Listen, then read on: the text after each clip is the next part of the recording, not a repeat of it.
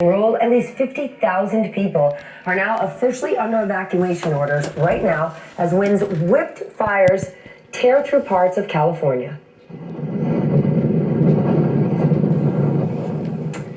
There are two monster fires right now burning in California. The Tick Fire in Los Angeles County and the Kincaid Fire in Northern California's wine country. The Tick Fire exploded overnight, fueled by heavy winds and dry brush, burning about 4,000 acres and destroying at least 6 homes. The Kincaid Fire has scorched about 16,000 acres thus far, and firefighters are weary. There have been more than 600 smaller fires burning throughout the state over the last 3 days. Joining us now from Santa Clarita is NBC's Sarah Harmon. Sarah, tell us about the conditions. How bad is it specifically where you are? Hi, Stephanie. Well, we're here at the Tick Fire just north of Los Angeles. You can see behind me, this is an active firefight. This fire is just 5% contained. Firefighters have been working around the clock, but the issue right now are these relentless winds. Santa Clarita has seen winds of 30 to 40 miles an hour all morning long. Later, we're expecting gusts of up to 70 miles an hour. Stephanie, that is a huge deal because when you think about the hot embers in a home like this being swept up by those gusts, they can easily land on a neighboring roof, putting the whole neighborhood in danger. This area is under an evacuation order, but I talked to a resident named Diane Kinney who lives across the street. She came back this morning to check on her home. She told me a little bit about the emotional experience. Numb, no sleep for... Did you stay up all night? Oh yeah. What's bizarre is this started at 1:45 yesterday. And at 2:30 I called my husband. He works down in the valley in Van Nuys, our business. And I said, I think you might want to come home. And he said, why? And I said, there's a fire really close. And I was watching the flames up on the ridge. And he was one of the last ones to get through up here to the property, thank God. Wow. So, but we're okay. We're alive. We have our house, our animals. If the house goes, the house goes. We have everything we need out of there important. Guys, I'm trying to show you this house here behind me without getting in the firefighters' way. They've been spraying flame retardant all morning. This is an active situation. You can smell the smoke. It is not pleasant to stand out here, and these guys have been working tirelessly since the fire broke out yesterday. Power companies, I know there, are again cutting power, not just to people that are specifically hit, but thousands of people in the region. What do you know about that? Yeah, thousands of Californians are without power due to these protective cuts.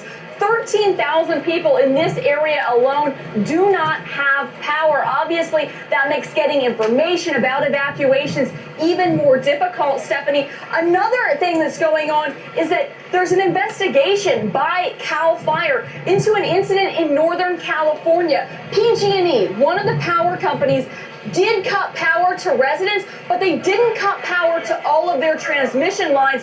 One of their pieces of equipment malfunctioned 7 minutes before that other fire, the Kincaid Fire, broke out. We don't know the exact cause, but CAL FIRE is now going to be looking at that incident really, really closely, Stephanie. Sarah, has this become just the everyday way of life for Californians? If you compare this to 1970, today, in 2019, the wildfire season is 105 days longer. There are 3 times as many huge fires and 6 times as many acres burned.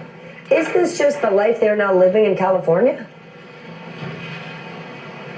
Stephanie, when you talk to people here, they'll tell you they've got a go bag ready, they've got a fire safe, they have their emergency evacuation plans. This is just a threat that a lot of Californians have sadly had to learn to live with. But it's a double-edged sword because when you talk to people, they'll tell you, yeah, sure, we're ready. But because they live with it all the time, there's also a sense that if the firefighters are there, some people think perhaps it's safe for me as well. This is an area that is under an evacuation order, and yet we have been talking with residents who've come back to check on their houses, to get things out of their homes. That's obviously a very dangerous situation that the firefighters want to discourage. Stephanie? Sarah, thank you. Please stay safe where you are. I want to bring back my partner, L.B.L. Just think about that. Since 1970, The season is 105 days longer. This is just 3 a way months of life. longer. Yeah, that's exactly right. And the idea that Sarah was there in a populated area means this isn't just something for people who live in remote areas or very suburban areas. This is becoming very real for 50,000 people in Los Angeles, for people in Sonoma. It's really an important story. We have to figure this out. Steph. All right, still ahead. Criminal justice reform is on the agenda today for the president. The effort had bipartisan support. I want to weigh in on the fires real quick.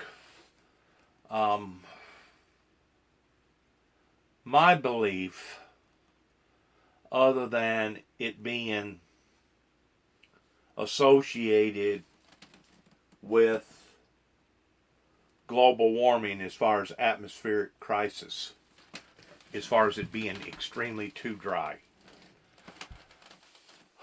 105 days longer. 40 and 40 and 40 is 120. So basically 3 months that we're having to deal with a major fire season that now has spread even over to the eastern side of the mighty Mississippi, pertaining to what went on a few years ago up in Smoky Mountains, up towards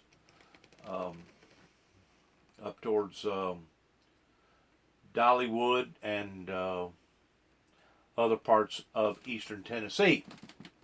So it's not just out west or Midwest.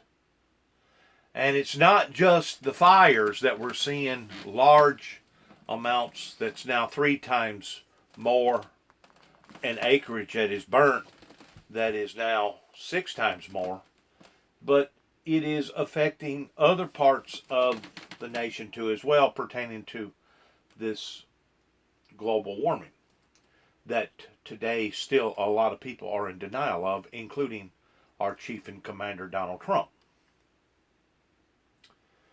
But my theory about this towards trying to fix the problem, if we can create automobiles that will crumble like unicorns, but the passengers inside the fuselage is remain safe, pertaining to activating airbags, ABS systems, automatic braking systems, etc., we ought to be able to create something in regard to saving so much real estate, regardless whether it's be out west or it be out east. They're going to have to mandate some sort of a code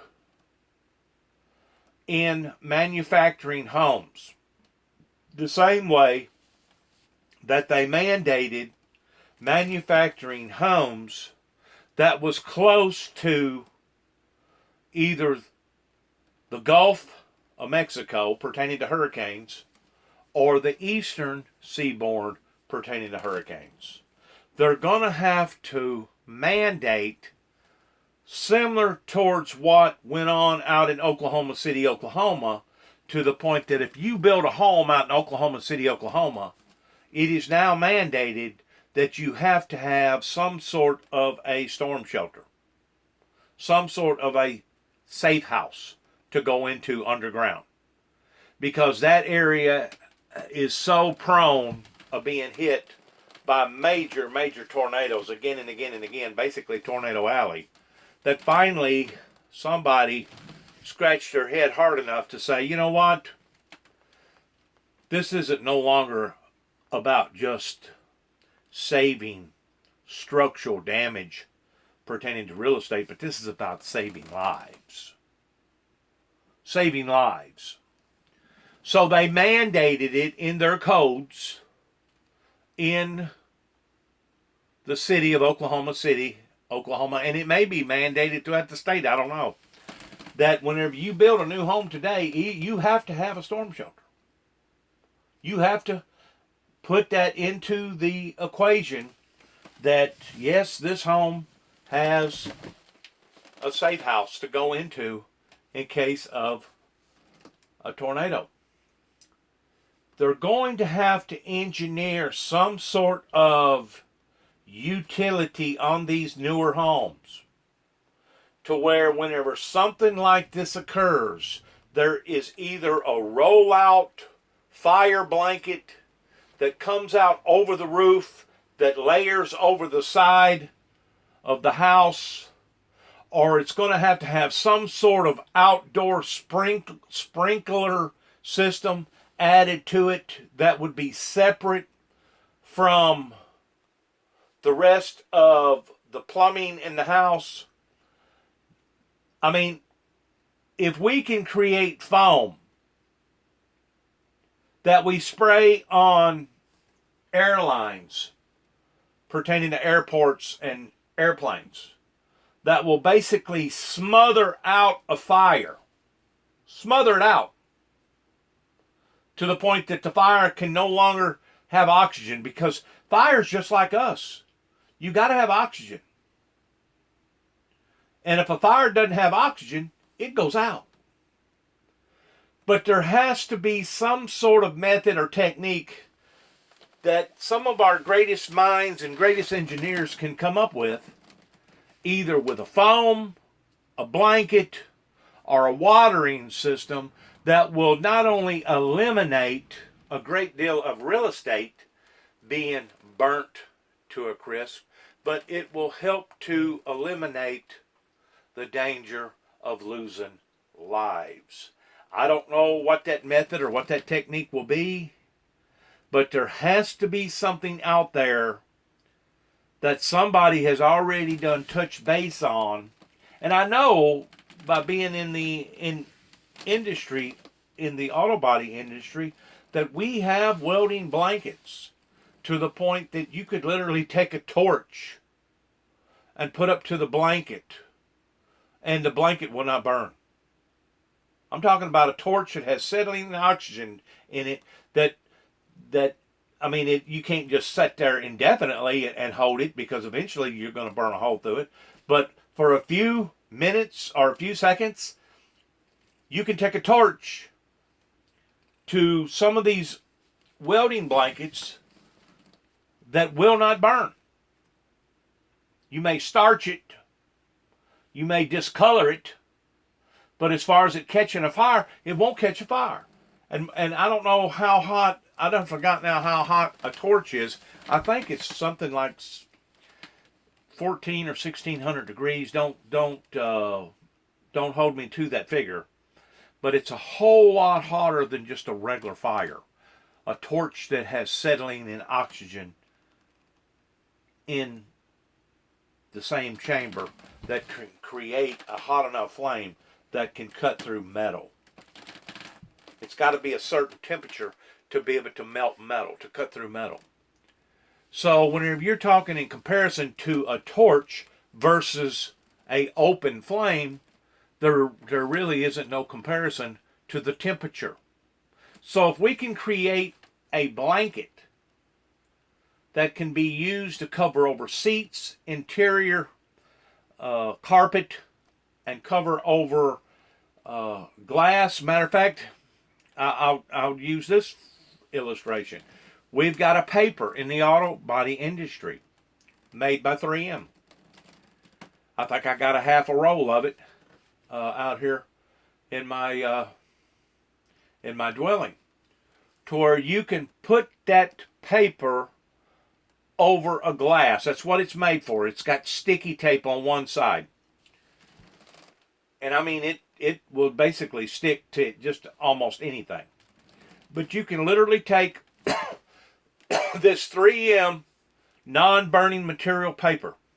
It's brown. It looks just like a paper sack almost, other than it having writing on it by 3M.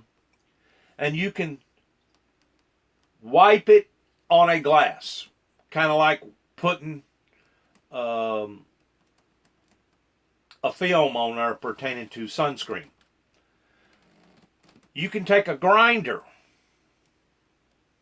which once more is not quite as hot as a torch pertaining to the sparks, but it's probably the equivalency of this type of fire that you're looking at right here on TV. And start grinding into the paper to where the sparks are red hot and they're hitting the paper and they're bouncing off. But you can take that paper and pull it off of the glass, and there will not be no chips, no burn marks on the glass, to the point that if you would have done that without the paper, without the anti-burn paper on there, you would have basically ruined the glass to the point that you would have had to replace the glass. Because glass is very, very sensitive in the regard that once you ever scar it, burn it, scratch it, there's really not no way that you can take that out of glass. You have to replace the glass. But my point is, if we can engineer in the auto body industry materials that are anti-flammable,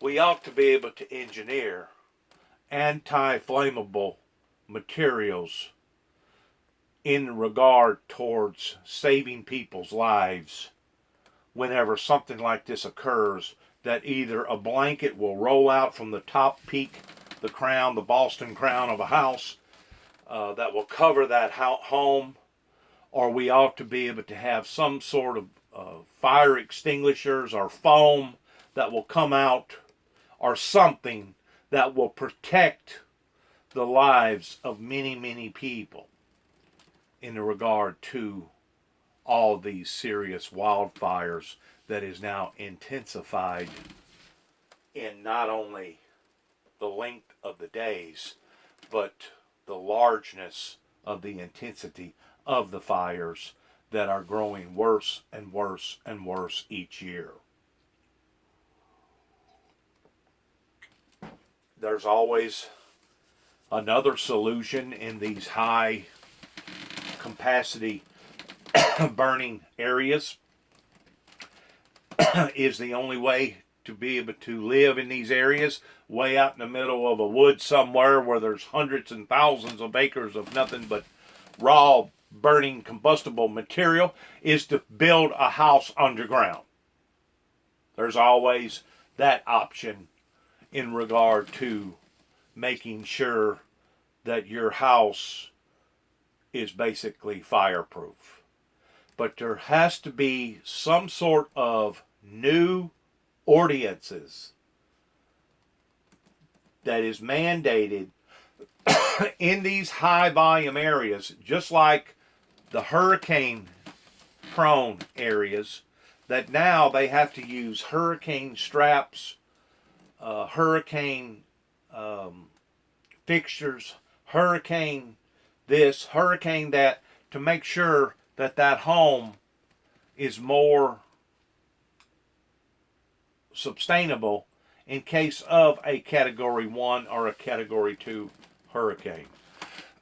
Now, if you're talking about a Hurricane 4 or a Hurricane 5, it probably wouldn't matter if you had hurricane straps on something like that. Odds are it's going to mutilate that particular product into smithereens to begin with, unless you had a dome house. Now, if you got a dome house, that will probably withstand. A matter of fact, I know that it will withstand even Hurricane Katrina, because whenever I was down working the Hurricane Katrina, there was a dome house down there in the area that did not receive any damage whatsoever, other than a little bit of flood damage. As far as wind, as far as damage on the roof, or damage in the windows, the way that this house was built, the wind basically just wrapped around it and went on somewhere else. And we're talking about a Category 4 or a Category 5 hurricane. You can build structures that will withstand that type of pressure and that type of wind. Most of your high rises, your hospitals, anything pertaining to commercialized property, more than likely is going to be able to be built of withstanding a Hurricane 3, Hurricane 4, possibly even a Hurricane 5 hurricane. But you're talking about a completely different work ethic and a completely different set of rules in regard to residential versus commercial. But my point is this: There ought to be something that the designers, the architects, can throw into a newly developed home. Naturally, they're probably not going to be able to do nothing about all these older homes that's been built, due to the fact that, first of all, people ain't going to be able to afford it. That's one reason why that so many people don't have solar. It's because of the price. It's so costly to have solar panels.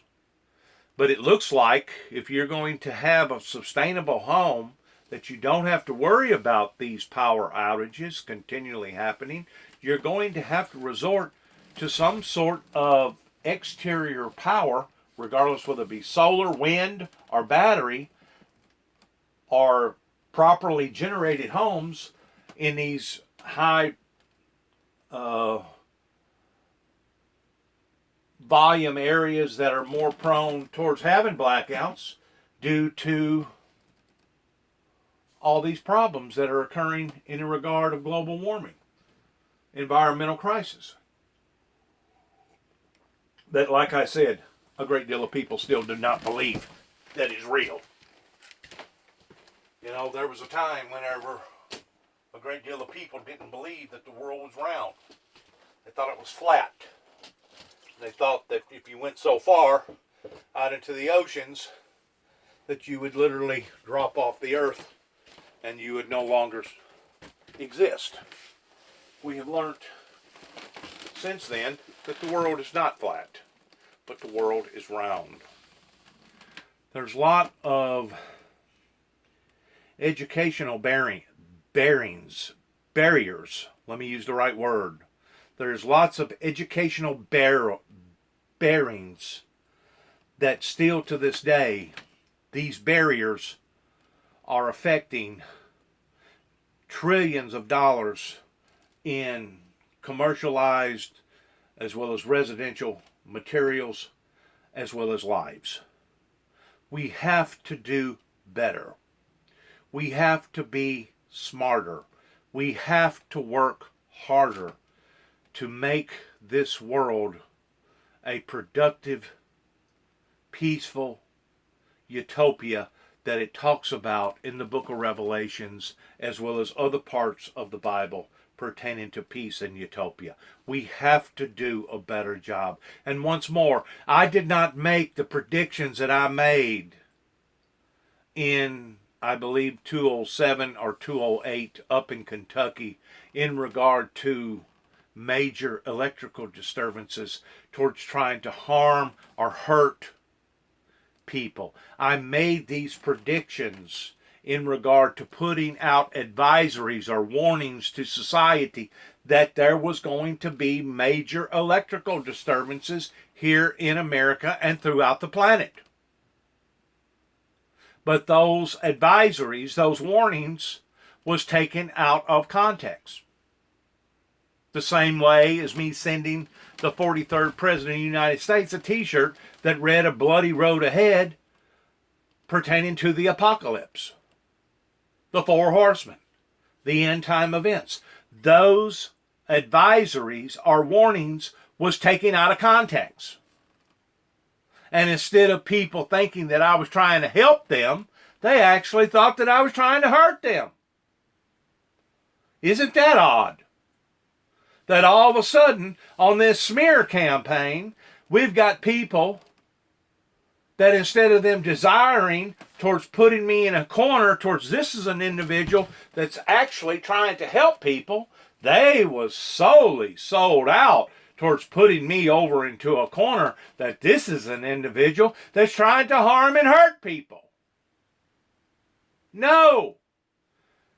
The founder of the Windmill Ministries has never wanted to hurt people, never had a desire towards wanting to harm or bring injury or any type of hardship into people's lives. Never.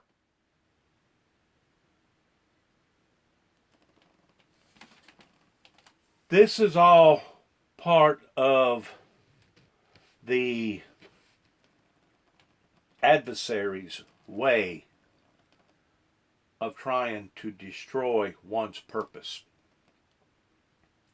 And it began in 1983, whenever Kenton, Tennessee, working through the mayor there in Kenton, Damian Cross, Don Curry, a cop, a deputy, and 2 or 3 others, as well as some officials there in Kenton, Tennessee. This is the whole soul mindset, the motive in behind why did they want to take an individual that had just got through being attacked by his father, that if anybody should have went to the nut house towards examining them, towards seeing what the heck was wrong with them, it should have been James Robert Jackson and not his son Dennis James Jackson that was reaching out for help, calling out SOS, help me, please help me. My father has recently attacked me and I still got 64 staples going up and down my belly, and this man tried to end my life after an automobile rode over on top of me. Help me, help me. And the type of help that I got from the Kenton authorities was, Dennis,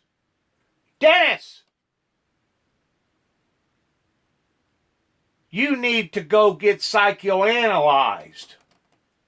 While they basically patted James Robert Jackson on the back and told him what kind of good, outstanding job that he had done towards bringing all these false accusations before City Hall in Kenton, Tennessee. That was the beginning phases towards wanting to tarnish or taint my identity towards who I was and the whole primary purpose for God the Father ever sparing my life to begin with. It was a technique that at the time I didn't even realize what was in behind it. Forever action is a reaction. And there's a purpose if something occurs, the reason why it occurred. There's a motive. There's a hidden agenda there.